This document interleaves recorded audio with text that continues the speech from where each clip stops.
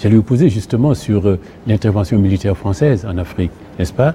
Alors parce que vous en avez parlé de manière très claire avec La gloire des imposteurs, le livre qui est avec Aminata Traoré, et là vous avez fait un focus vraiment sur l'opération Serval au Mali. Oui, alors Aminata, comme chacun sait, est du Mali. Elle y est une personnalité intellectuelle très très importante, elle est très respectée. Et puis à un moment donné, qu'est-ce qui se passe? Il y a une opération Serval, une opération française de plus dans ces anciennes colonies. Et puis les soldats français sont accueillis par des jeunes Maliens en moto, avec des fleurs, vive la France, vive la France. Et Hollande lui-même dit, c'est le plus beau jour de ma vie, ou quelque chose comme ça. Mais nous, on se rend compte que ça, c'est une imposture. Oui.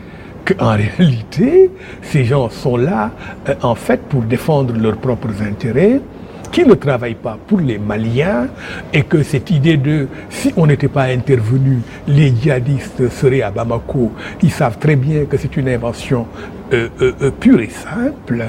Nous avons sauvé le Mali, et évidemment, Aminata est choqué, je le suis, mais il n'y avait pas que ça. Oui. Il y avait aussi la Libye, la Côte d'Ivoire. Ah oui. On vous dit oui, Gbagbo, c'est un affreux dictateur, mais mort à Gbagbo. Et vous avez tous ces intellectuels qui font le tour des médias occidentaux pour dire ouais, il a truqué les élections. C'était un peu le bon et le méchant, quoi. Oui. Le bon Ouattara et le méchant Gbagbo. Oui. Il y a aussi la Libye. Mais le cas de la Libye, là, tout le monde, quand même, on dit Kadhafi était là, mais non, il est présenté comme un... Alors, parce qu'on dit, après, il n'y a plus d'État en Libye, maintenant qu'il a été tué. Oui, Kadhafi, il était présenté comme un démon. Oui. Il était présenté comme un démon, et même quand il s'est vraiment agi de pousser encore plus fort, il y a eu beaucoup de racisme en Libye. Le racisme que l'on observe maintenant, on bombarde un camp de migrants, la traite des Noirs, les vexations quotidiennes. Oui. Mais en réalité, ce n'est pas venu du jour au lendemain. Déjà, pendant ce qu'ils appelaient la fameuse révolution de Benghazi, un des éléments de la propagande, c'était de dire que Kadhafi est aux abois. Dans le monde entier, seuls les Africains le défendent. Et d'ailleurs, il a des mercenaires africains qui sont sa garde rapprochée, qui sont des gens cruels. Et personne ne l'a pratiquement relevé.